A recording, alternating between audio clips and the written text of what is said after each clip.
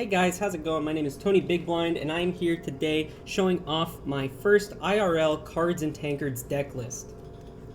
I hope to make this a more normal thing for me, but I'm not exactly sure, but we're just going to start with this for now. It's my absolute favorite deck in Cards and Tankards right now, as of February of 2022. It is my MRA primary Dungeon Master secondary Wings of Vindication deck. With this deck, the main goal is we're going to be spamming a bunch of small creatures onto the board and then racking up big damage on turn 8 or 9 by playing the card Wings of Vindication.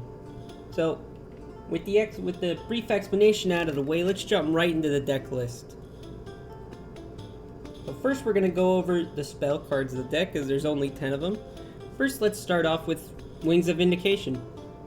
This is an 8 mana spell, gives all your creatures +3 attack, +1 health, and if you have 8 or more cards in your reserves, all your creatures also gain flight until the end of the turn. So this is the card that's really going to help us win in one turn. Big one-hit KO, basically from us, as long as our opponent doesn't have any ranged units, and as long as we have a big enough board.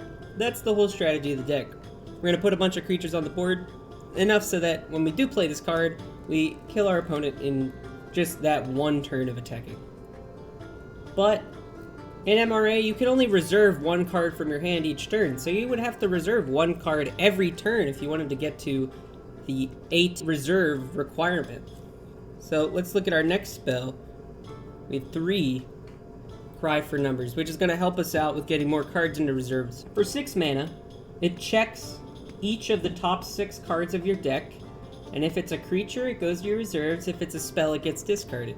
So, since we only play 10 spells out of the 40 cards in the deck, that means 75% of the time we're going to be hitting a creature, so that's like 4-5 creatures most of the time, which is over half of what you need for Wings.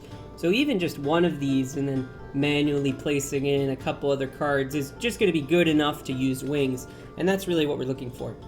Also, when you play this card, it gives you back 3 mana, so it really only costs 3 mana, but you have to have 6 to play it. The next card we're going to look at is Campaign Prep. We play 3 of those as well.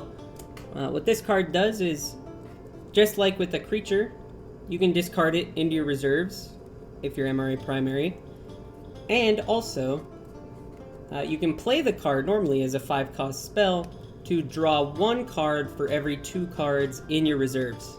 So this is our main draw power in the deck, along with a couple other cards, but this is the main way that we're going to try to dig for our Wings of Vindication, because the other draw options just don't provide as much consistency, or just don't let us draw into our Wings of Vindication at all. So this is going to be a very key card in the deck in my opinion. Others might tell you otherwise, but I think this card is great where it is in the deck. And the last spell we play is 1 Rallying Call. All this card does is it summons a Rallying Totem. It costs 3 mana, it's in a unique, so you can only play one of it in a deck. And what the Rallying Totem does is that whenever you play a non-token creature this turn, you gain 1 mana and you draw a card. So all of the 1 manas in this deck become 0 mana, and they instantly replace themselves in their hand, and pretty much everything costs 1 less mana as long as you can pay it. You get the mana back. So it's an absolutely great card if your opponent just wiped out your board, and you can just play this thing and fill your board right back up to hopefully Wings next turn. So that's all the spells that we play in this deck. Now let's go to the 1 mana creatures. So let's start off the 1 mana creatures being Dungeon Instigator. 1 mana to attack 2 health, and the ability Mobilize 2 on death. The ability to Mobilize 2 on death, we're not going to be using that a ton in this deck, just because we want our things to stay in the reserves. So we don't want this to proc too often, but, it's not bad. It definitely gets a new unit onto the board if they target this with like a spell, or we need to block, we get a replacer unit. And 1 mana for 2/2 is just really good stats to mana in this deck especially. We really want those higher attack creatures that are low mana in order to swing for heavy numbers with wings, and this is just one of the only 2 attack 1-drops. And then we play 3 copies of Skywatcher Sentry, the other 2 attack 1 manas. And this one actually has flight as well, which is why it only has 1 HP. So it's a little bit more squishy, a little bit easier to kill, but again, 1 mana, 2 attack, that's the best you're going to get out of 1 mana, and that's why we play 3 of it. And then we play 2 Trapjaw Stumps. Now this card, 1 mana, 1 attack, 2 health. It has taunt, so whenever you full push, they have to block this creature first, so it can take like 1 block away from some of your higher attack creatures, which can be keen for like an additional 1 or 2 damage. This card also deals its attack damage to the enemy before they do battle when something blocks it. You can read the card if you don't understand what I mean. This is a weird jank explanation, I'm sorry, but that's what it does. If you attack with it, if it gets blocked, it does its attack damage, and then they battle. There you go. And the other 1-drop we play is 2 Traveling Medics. It's a 1-drop, 1/1. Stats aren't great, but when you put it into play, it gives something else 2 health, which can make something like your Skywatcher Sentry or some of the later cards you will see that only have 1 health, but more attack, survive a Missionary Vanguard, or survive some less powerful spells that only do 2 damage, like Fireball, for instance, or Call of the Old God. So that's why I play this card, just for the extra added. It's a 1-drop, it gives survivability to the other higher attack units that are probably more important, and it's why we run both these at a 2-drop. You know, they're not great, you can interchange these, but I like it where it is now, just the extra utility from both. Now let's take a look at the 2-drops in the deck. Next up in the 2 manas, we start with Bone Brute, a 2 mana 2/3, an absolutely great card for the 2 mana range.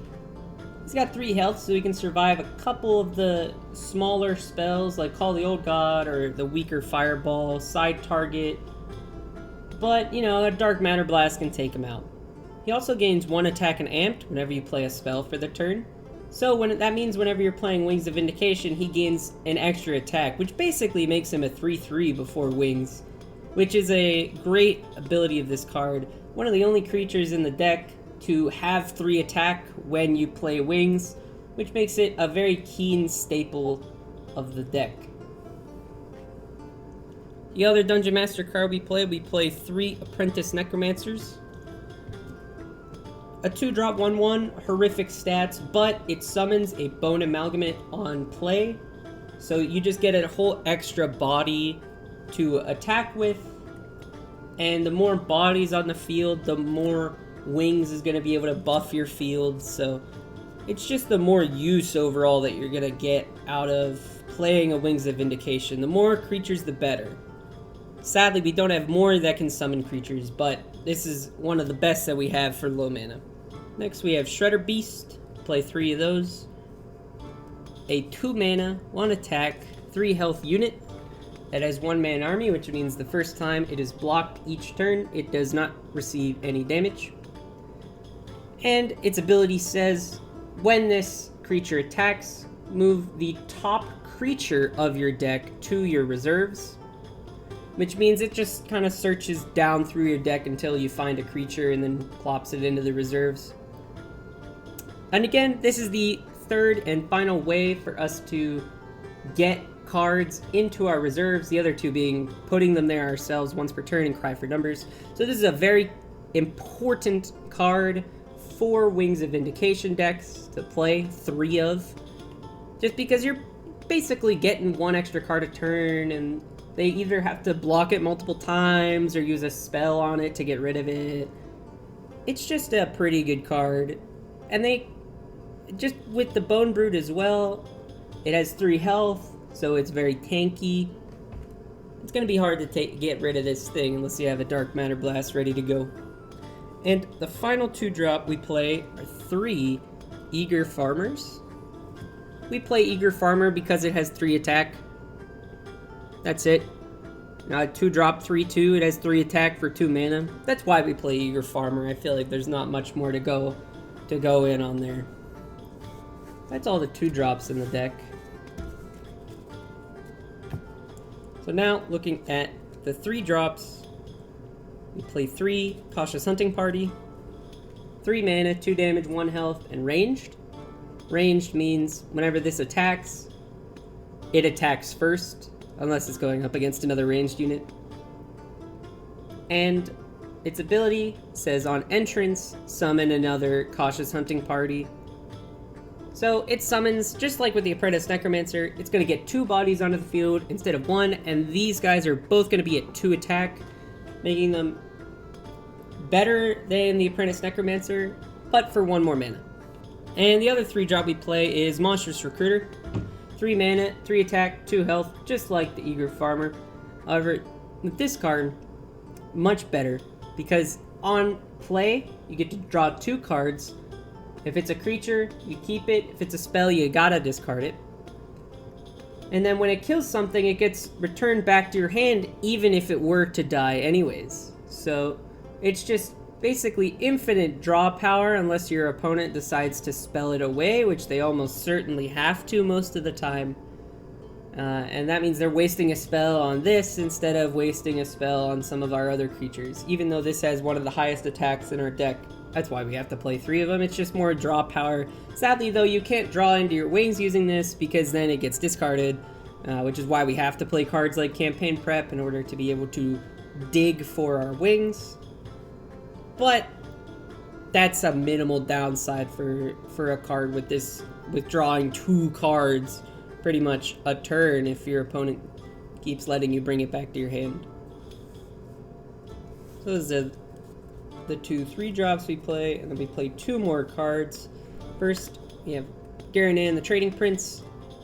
4-drop, 2/2, unique, so we can only play 1 of them.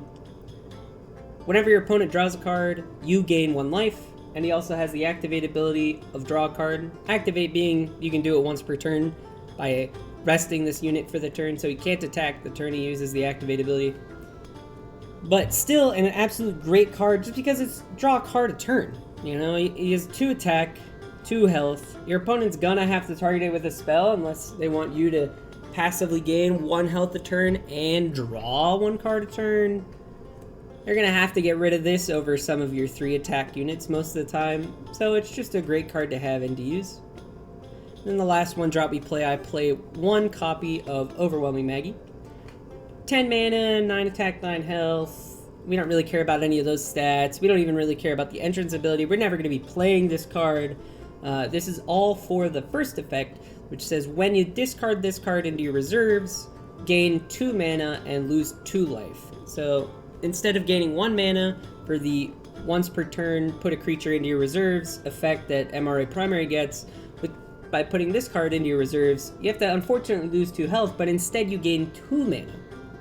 So that means you can play Cry for Numbers on turn 4, Wings of Vindication on turn 6, and things like Monstrous Recruiter on turn 1 if you wanted to. An absolutely very powerful card that is deserved to be at least at a 1-drop in this deck. I don't really want to put more just because it'll fill up your hand too much, and that could get really scary if you just don't have the draw power or the other smaller creatures to put out. This is just a dead card in your hand. And that does it for the whole deck list. Just going over some other cards real quick that you could play if you don't have some of these ones. For 1-drops, you could consider things like Moose Calf or Vile Bonesmith. I don't play either of these because I find Trapjaw and Traveling Medic to just have more utility for the deck. Like Moose Calf being a 1/1 ranged with Deathblow, game 3/3. Like, good opponents aren't ever going to let you get the Deathblow ability off. And Vile Bonesmith is almost never going to trigger because the only undead creatures we have in our deck are Bone Brute and the Bone Amalgamate that gets spawned from the Apprentice Necromancer. So I don't like either of these cards, but you can certainly consider them when making this deck if you don't have some of these other cards that I've mentioned. But I would much rather put this in if I had the space for it. Local Gravekeeper, he is another 2-drop 2/3 just like Bone Brute, but his effect is obviously different, being that at the end of your turn you banish a random card from your opponent's graveyard. This can be really important if you're playing against a Bone Amalgamate deck, which gain attack and health for each Bone Amalgamate in the discard pile. So getting rid of those would be very key in that matchup, as well as getting rid of spells from a mastery deck so that Zarathrix cannot gain an extra mastery for having spells on the discard pile. For both those reasons, this card is very good, although I would rather not play it over the other cards in this deck. I would consider taking out, I guess, a Magi for it if I had to take anything out. But other than that, I don't really know what I would take out. Like, you could consider Eager Farmer, but I find the 3 attack to be very much needed in this deck. So, I don't play this card, but it's definitely something that you can consider. That has been my Wings of Vindication deck. You know, this is a real go-for-broke deck with wings. I absolutely love it. Big fan of the deck. My favorite deck in the game right now. And if you enjoyed the video, leave a like, hit the subscribe button for more content coming soon, and leave a comment if you want some specific decks to be done in this format. I'm really trying to gauge the interest of this style of deck sharing within the Cards and Tankards community. But other than that, have a